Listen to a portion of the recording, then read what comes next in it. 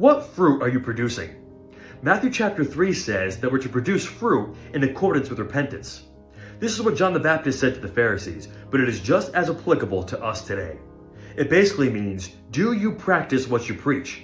Are you all talk, or are there noticeable, demonstrable differences in the way you speak, the way you act, and the way you think after becoming born again? Are your actions, your fruit, aligning with righteousness in the kingdom of heaven? Or are you just all talk on the outside, and you look great on the outside, but secretly, behind the scenes, you're doing everything wrong? Like they say, talk is cheap. I'm reminded of this time my pastor and I went to go visit a couple who hadn't been with God in a long time. They were no longer part of a church, they weren't reading the Bible, but they were asking us for prayer.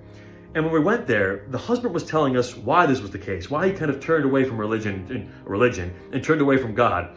And he was saying he grew up in the denominational Catholic Church.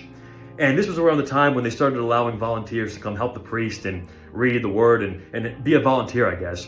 And he said there was one man who went up there and he looked perfectly on the outside. He started wearing this giant cross. He was saying all the right things. He would volunteer for everything. He was reading the word. He was helping the priest out. And basically he said he looked perfect. He was always there and everybody knew him and everybody loved him, basically.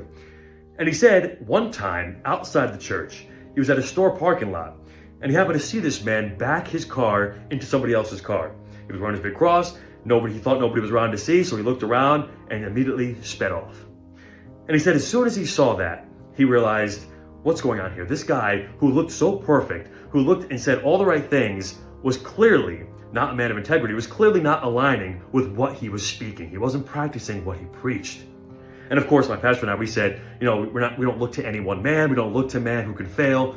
Our answer is God. And the whole point is we were, leading him back to God and pointing him back to Jesus, who is the perfect example. But this story stuck with me. It shows we are representatives of the kingdom.